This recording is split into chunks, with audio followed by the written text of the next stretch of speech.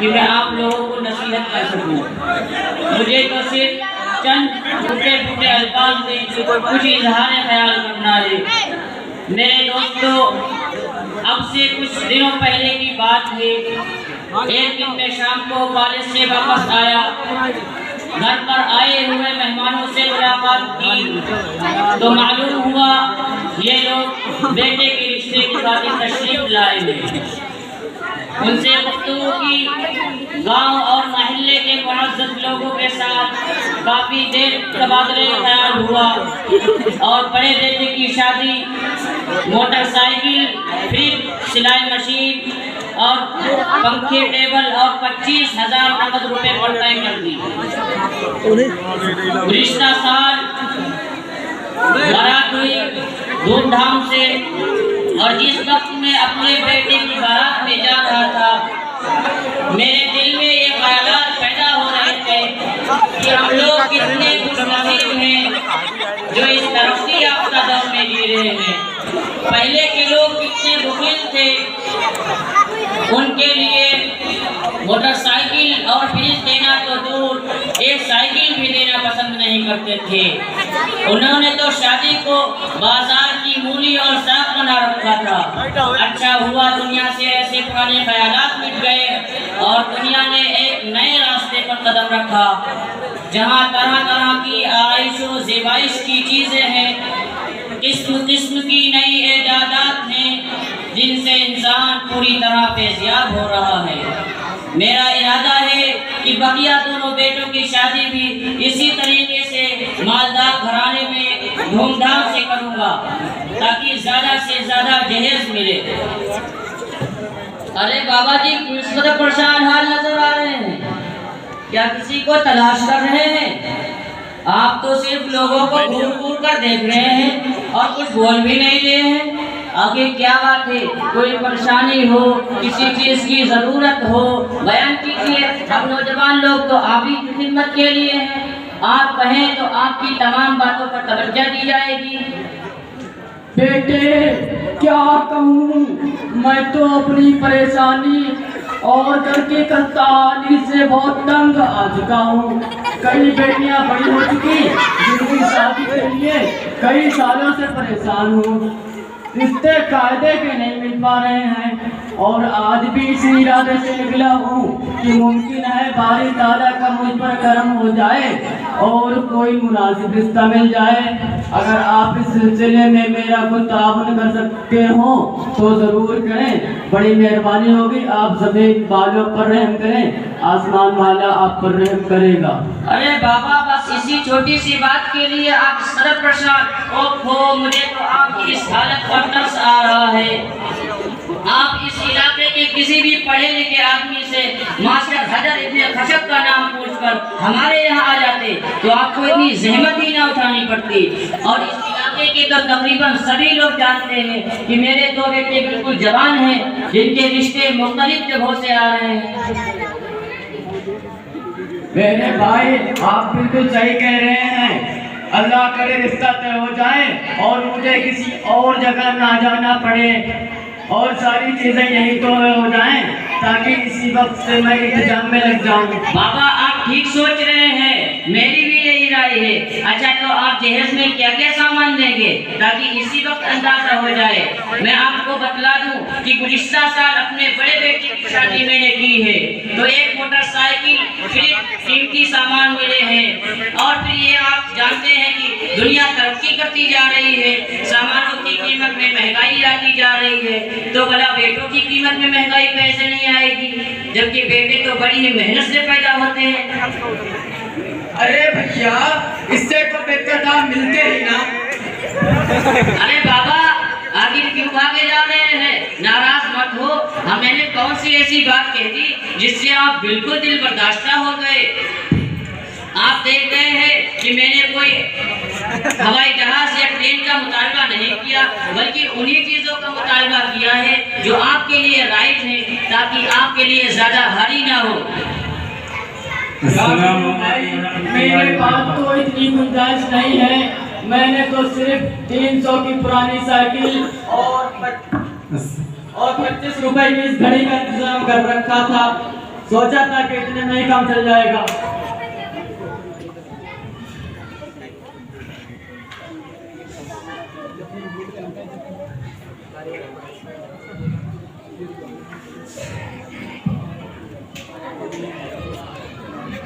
ए दुनिया के स्टूडेंट, तुम अपने आप को क्या समझ रहे हो? तुमने शादी और निकाह को, जो कि इस्लाम में एक इबादत है, अपनी घर की लोडी समझ रखा है। आपको मालूम होना चाहिए कि हम लोगों ने तो मुआशरा की इस्लाह के लिए, देश के ये रस्म और खत्म करने के लिए, कौम को शरीयत कुरान के अहकाम से बाखबर करने के लिए शब और रोज एक कर रखा है, और तुम जैसे दुनियादारों ने इसे तिजारत बना रखा है। अरे शर्म खाओ और खुदा से डरो। मैं अभी इस्लाम मुआशरा के सिलसिले से एक प्रोग्राम में जाने वाला था, मगर जैसे ही मेरे साथी ने मुझे ये खबर दी कि एक शख्स एक बूढ़े आदमी से फंस रहा है, तो मेरे दिल से रहा ना गया और प्रोग्राम मुलतवी करके यहाँ आने की जुर्रत की, ताकि तुम्हारा दिमाग ठंडा कर दूँ। मौलाना साहब, आपका बहुत बहुत शुक्रिया, आपने मेरी वजह से इतनी तकलीफ उठाई।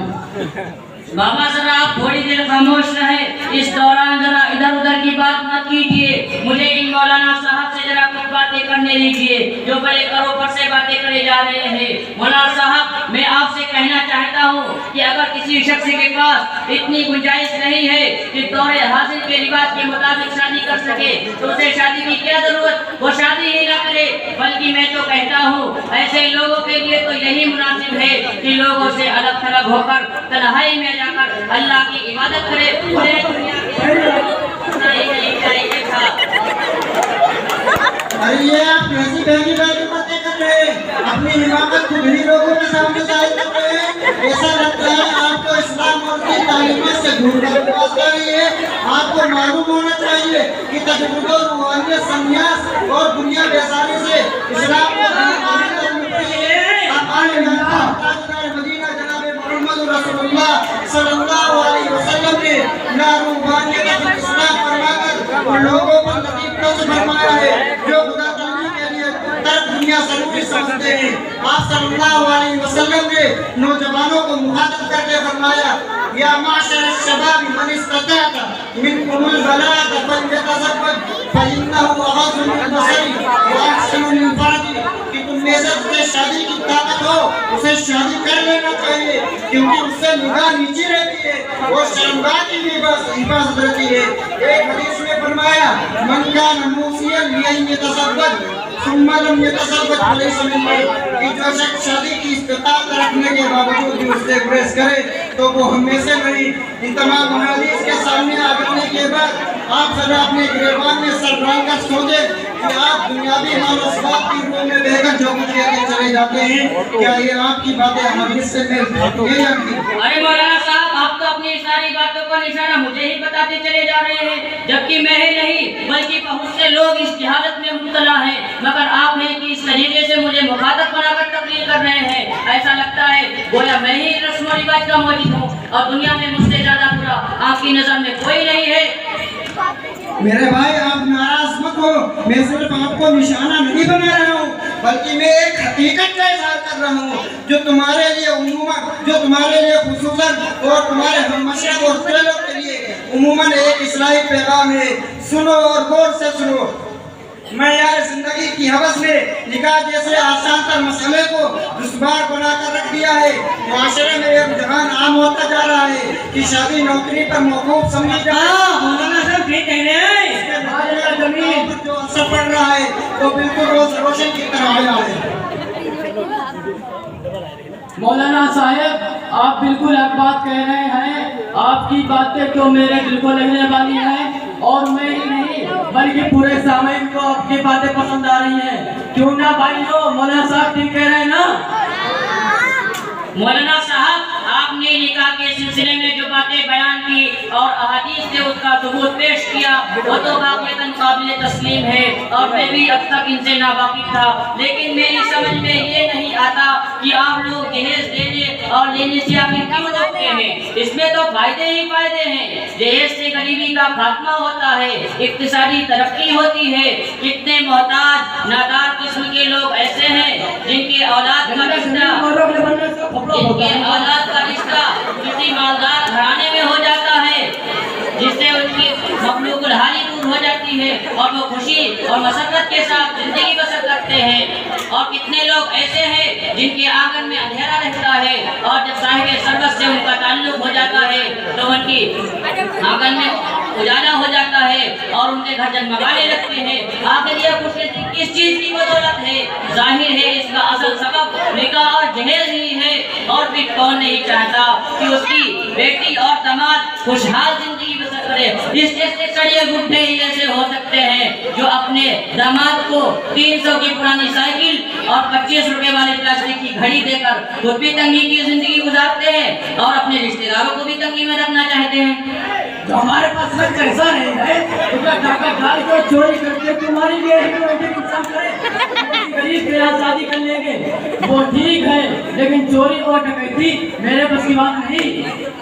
تم بہت بڑے حریص اور لالچی طبیعت کے انسان معلوم ہوتے ہو، ابھی تو تمہاری نگاہ میں جہیز کی ساری خرابیاں بھلی معلوم ہوتی ہیں۔ تمہاری نگاہ اس بات پر تو گئی کہ مالدار گھرانے سے رشتہ ہو جانے سے مال اسباب کی زیادتی ہوتی ہے، آنگن میں اجالا ہوتا ہے، مگر تم نے کبھی یہ نہیں سوچا کہ جہیز لانے والی بیوی کا طرز معاشرت اپنے شوہر کے ساتھ کیسا رہتا ہے؟ وہ اپنے آپ کو دولت کے نشے میں آتا اور اپنے شوہر کو اپنا غلام سمجھنے لگتی ہے۔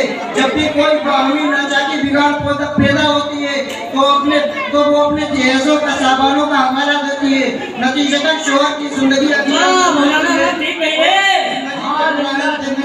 ایک نہایت دشوار ترین مسئلہ بن جاتا ہے، جس کا سلجھانا بہت ہی مشکل ہو جاتا ہے۔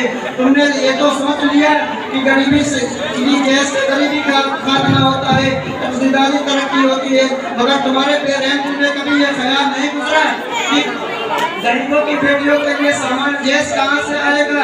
ان کی نادار بیٹیوں پر جب جوانی کا جوبن چلنے لگے گا اور دنیا رنگت پر گلاب کی پگڑیوں کی نزاکت رقص کرنے لگے گی تو ان کے ہاتھ کون پینے لگے گا؟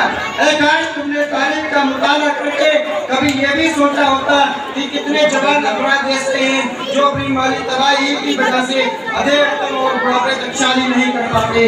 وہ سوچتے ہیں کہ آخر یہ نیا مالی بجٹ کہاں سے پورا ہوگا۔ افسوس، سچ افسوس، شادی جو کبھی خانہ آبادی کا پیش خیمہ اور زمینہ ہوا کرتی تھی آج خانہ بربادی کا منادی بن چکی ہے۔ دولت مندوں نے اپنے دولت کے نشے میں سرشار اور مست ہو کر اسلام اور اسلام کو پس پش ڈال دیا ہے، جس کا خمیازہ ہر ایک کو بھگتنا پڑتا ہے۔ اس لیے آپ بھی ذرا ٹھنڈے دل سے سوچیں اور پھر کوئی الہی عمل مرتب کریں۔ مولانا صاحب آپ کی باتیں تو سمجھ میں آ رہی ہیں، لیکن تو آپ بھی تسلیم کریں گے کہ جہیز دینا باعث فخر ہے۔ اس سے لڑکی والوں کی شان و شوکت کا مظاہرہ ہوتا ہے، جگہ جگہ اس کے چرچے ہوتے ہیں، اس سے لڑکی والوں کی شہرت ہوتی ہے، اس سے اس کی عزت و عظمت اور وقار میں اضافہ ہوتا ہے۔ اللہ اکبر! جہیز اور عزت و عظمت میں اضافے کا سبب یہ کیسے؟ آج ہی آپ اپنے دل سے یہ فرسودہ خیالات مٹا دیجئے۔ عطائے دمدار تاجدار مدینہ جناب محمد رسول اللہ صلی اللہ علیہ وسلم نے فرمایا لا تغلوا صدق النساء فإنها لو كانت مكرمة في الدنيا والتقوى في الآخرة لكان أولاكم بها النبي صلی اللہ علیہ وسلم کہ اگر جہیز کوئی فخر کی چیز ہوتی، اگر عزت و عظمت کا تعلق مہر و جہیز سے ذرا ہو بھی ہوتا تو اس کے اولین مسترق سید البشر فخر نبی آدم تاجدار مدینہ جناب محمد رسول اللہ صلی اللہ علیہ وسلم کو ہوتا۔ اپنی ازواج مطہرات سے میرا کرم میرے بڑھتے گھرانہ جہیز دینے والے رئیسوں اور بادشاہوں کے یہاں نسبت فرماتے۔ اپنی جگر و گوشہ حضرت فاطمہ، حضرت رقیہ اور حضرت ام کلثوم رضی اللہ عنہ کو سر و دبا ڈیر جہیز سے باندھتے، مگر نہیں، آپ صلی اللہ علیہ وسلم نے اس کا نہیں کیا، کیونکہ آپ صلی اللہ علیہ وسلم کو وہ روحانی معاشرہ پیدا کرنا تھا، اس لیے کہ دنیاوی سکھوں کی اللہ تعالیٰ کے نزدیک کوئی حیثیت نہیں، اس کے نزدیک تو فضیلت و شرافت اور عزت و عظمت کا معیار کرتا ہے، جہاں دین اور روحانیت کے سلسلے میں بھی سر توڑا جاتا ہے۔ اسی لیے تو آپ صلی اللہ علیہ وسلم نے فرمایا ان اعظم النکاح برکۃ ایسرہ ورونۃ کہ سب سے بابرکت نکاح وہ ہے جس میں کم خرچ اور کم لاگت है और खुद आप सल्लल्लाहु अलैहि वसल्लम ने उसे कर दिखाया है।